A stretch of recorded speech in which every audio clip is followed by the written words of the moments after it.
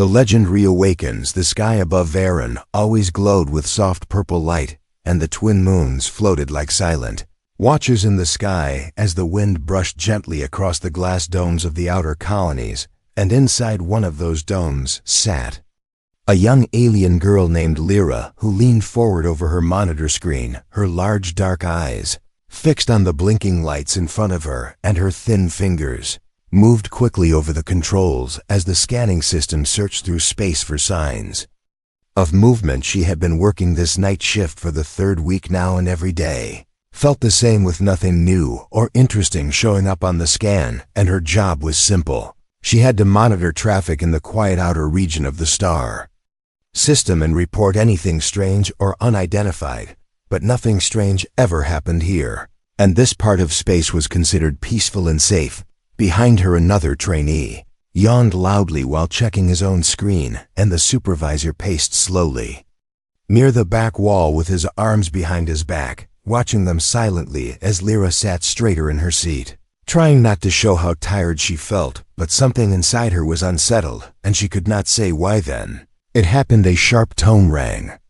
from her monitor, and her eyes locked on a single blinking signal coming in from the edge of the system. A long-range contact that moved too slow for a meteor and too steady for a rogue satellite, and she leaned closer, checking the data, trying to make sense of it, and her heart began to beat faster. The shape, the pattern, the outline of the vessel shown by the scanner looked unlike any known design used by the Federation, the trade lines, or even the scattered nomad fleets, and she tried to tag it, but the system failed to identify it, and then her screen glitched for a moment before clearing again, and the image returned. Even clearer than before. She froze. The design was sharp and boxy, with strong metal edges and wide engines, and at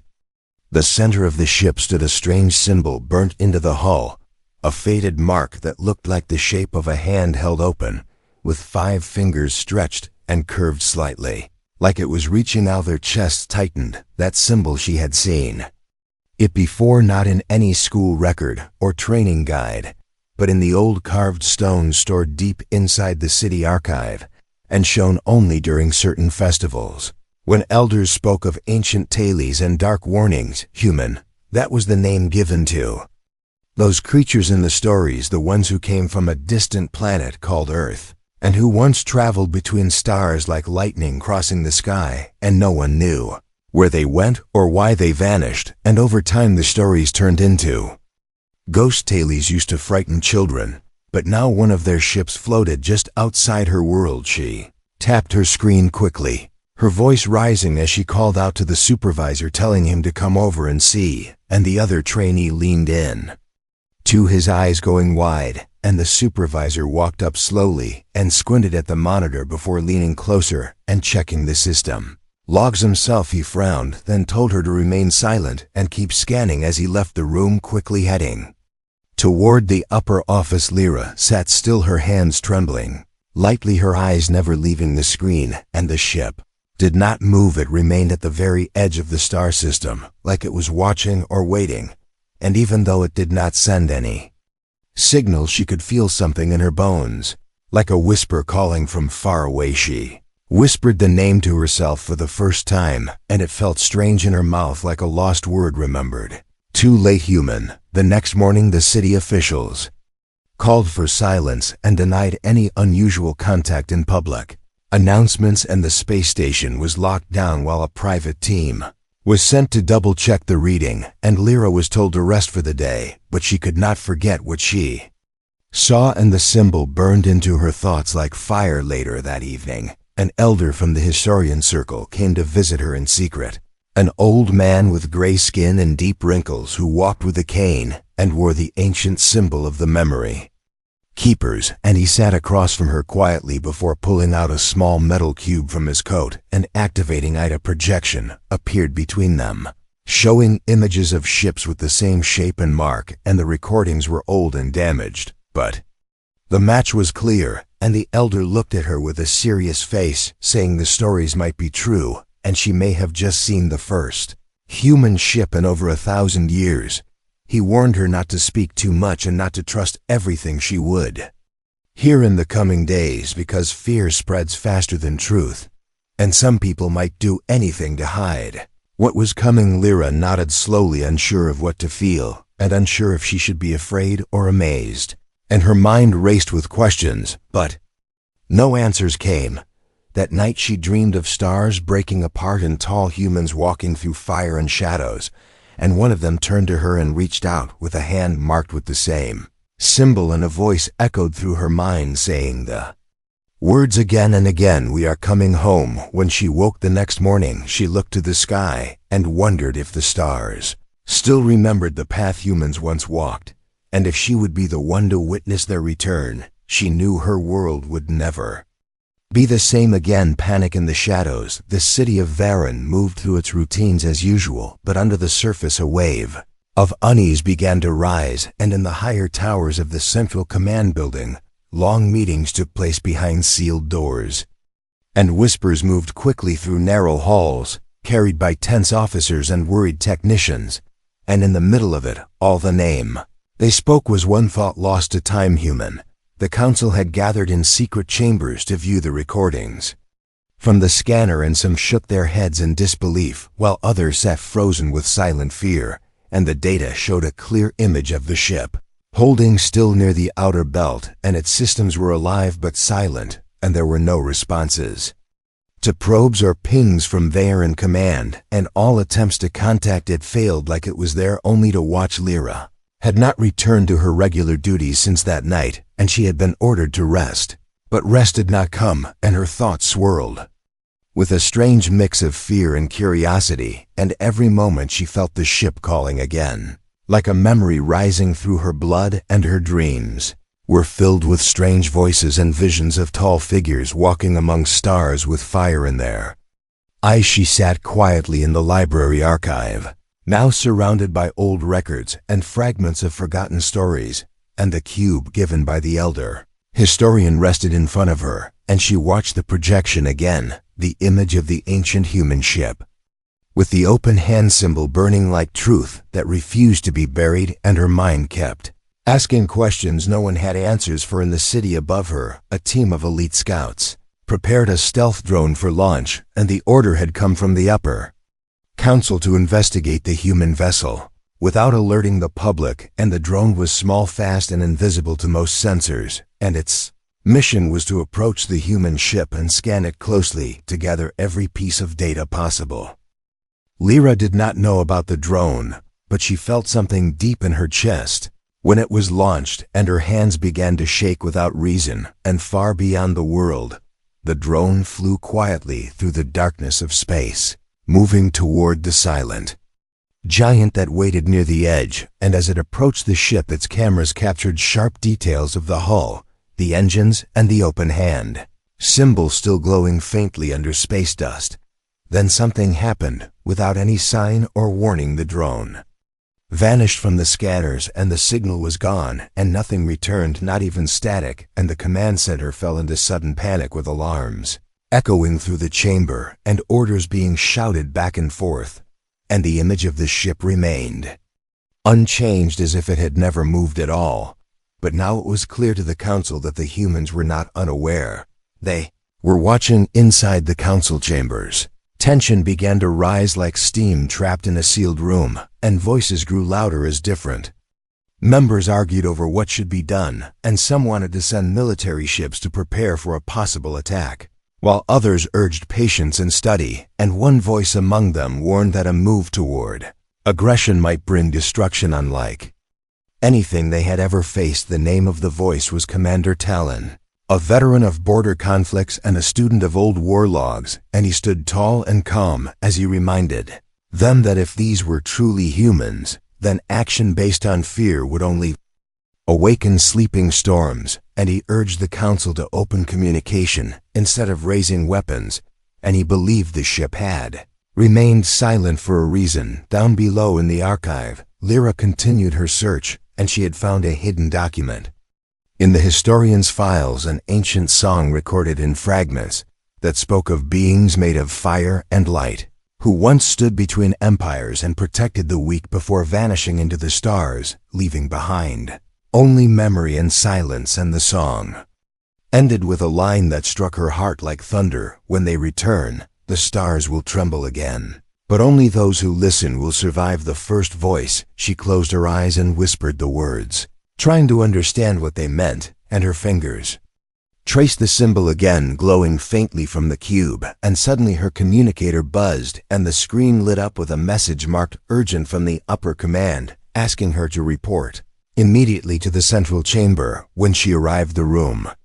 was filled with officers and leaders, all with tense faces and sharp eyes, and they asked her questions about what she saw, what she felt, and what she thought, and she answered truthfully, telling them that the ship felt alive, not dangerous, just waiting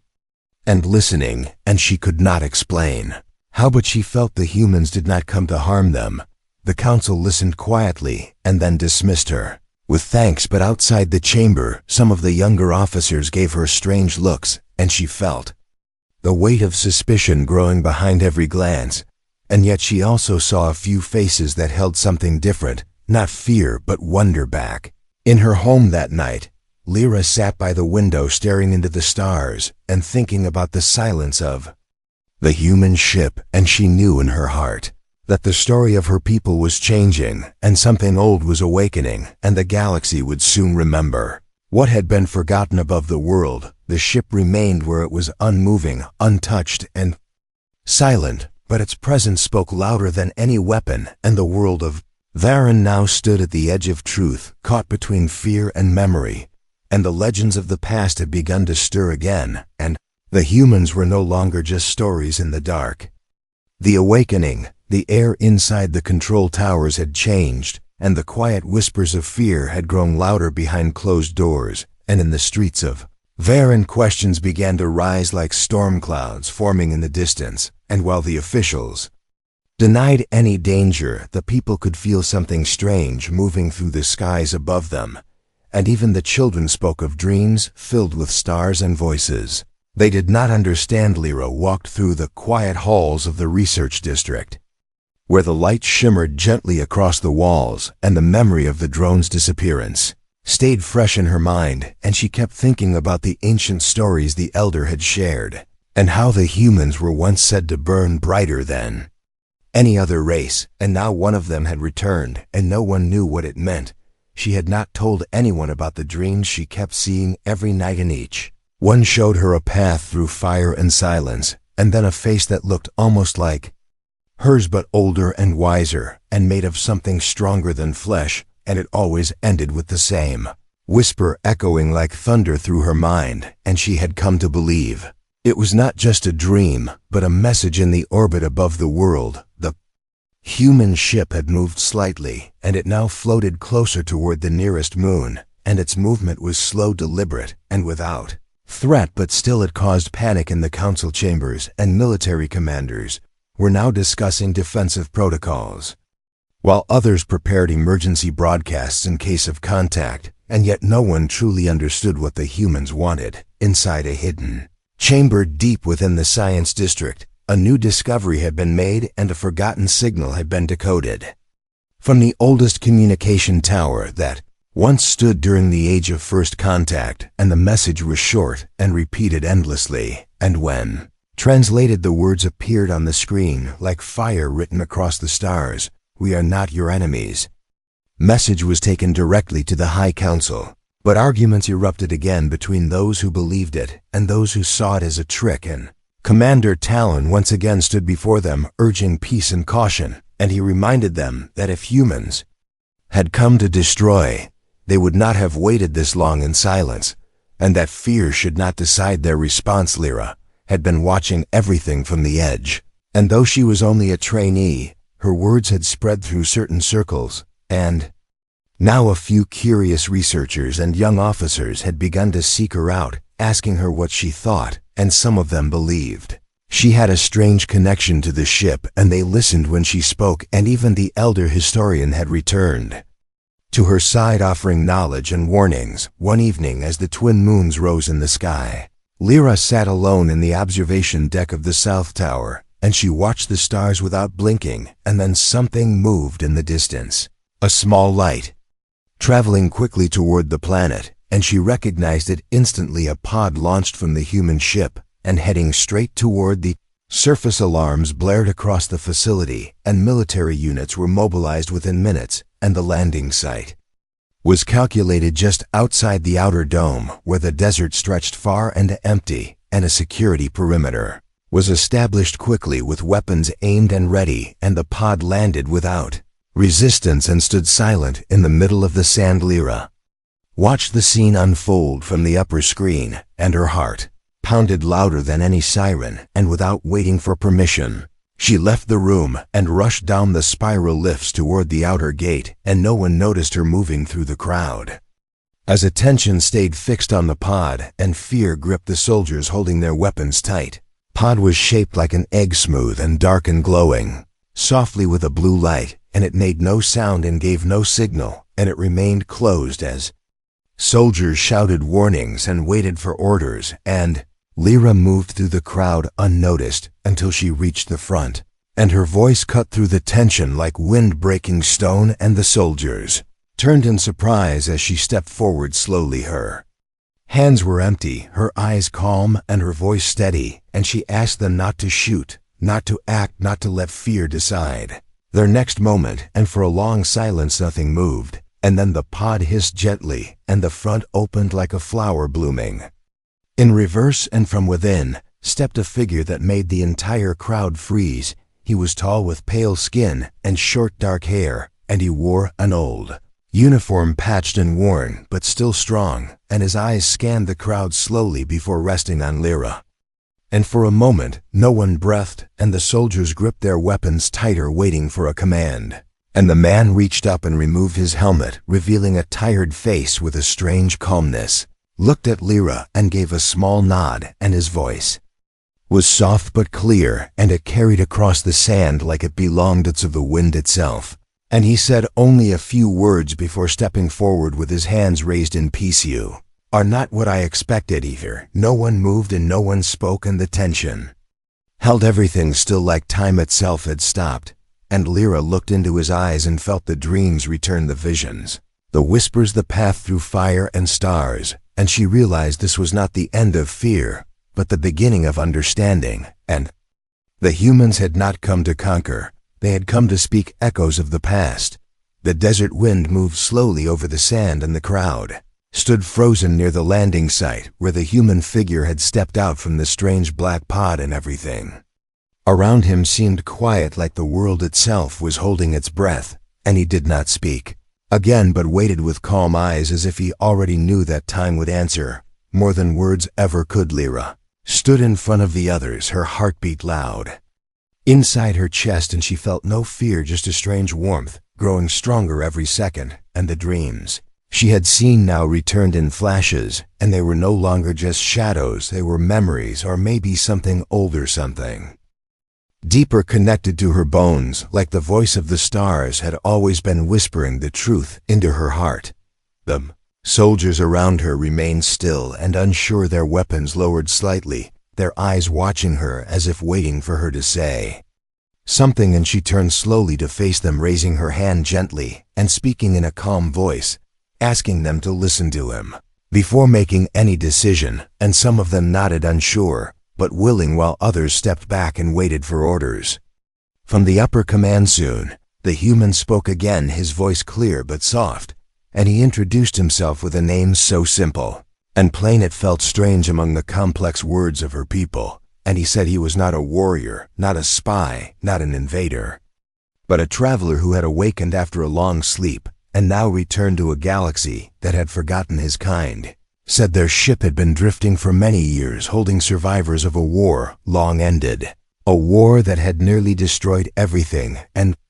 in that war humans had chosen to vanish, not because they were defeated, but because they wanted to stop the cycle of destruction. And now, as the galaxy healed, they had begun to return one by one to see what was left and who still remembered them.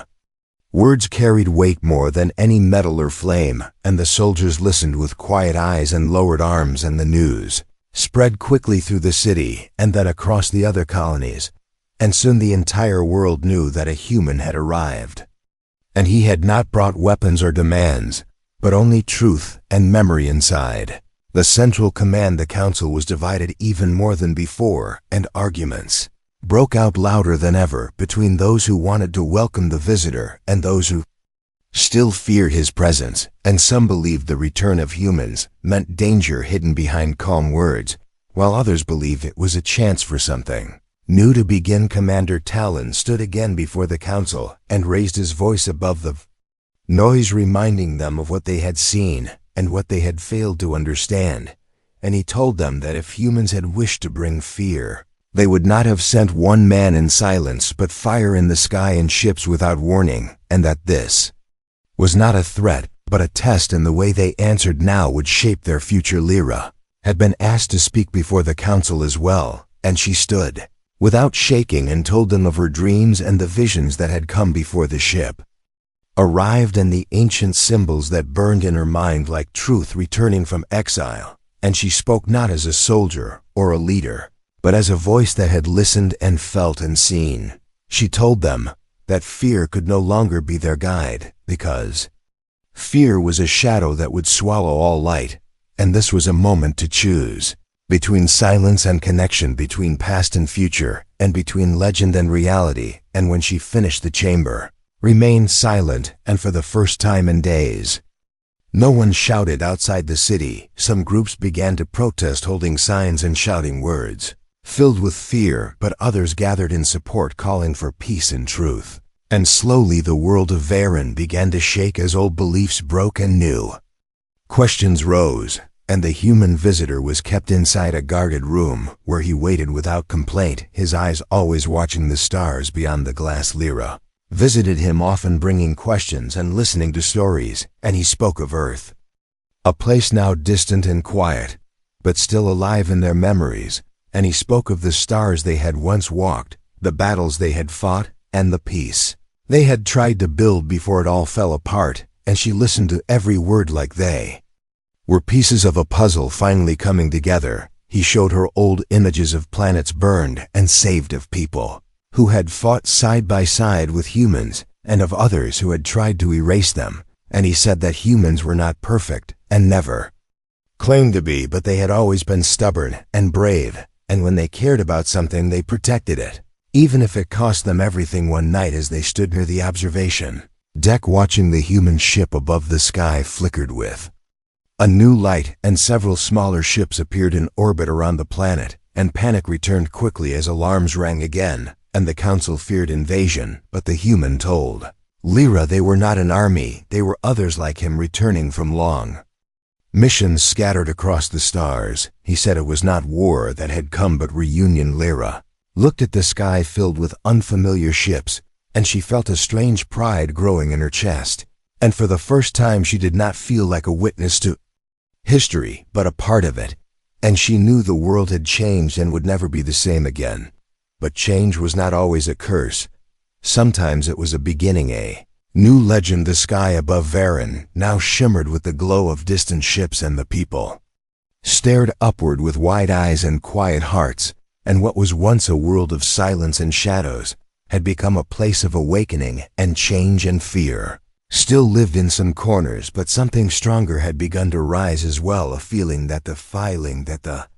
future was no longer written in stone, but waiting to be shaped. The council held one final meeting, the chamber heavy with silence, as leaders from every region gathered to decide what must be done, and no shouting came this time, no voices raised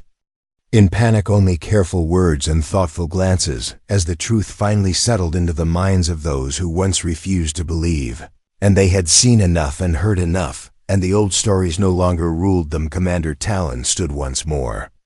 and he did not speak of war or defense or threats, but of responsibility and wisdom, and he reminded them that moments like this come only once in many lifetimes, and if they turned away now, they would turn away from the chance to become something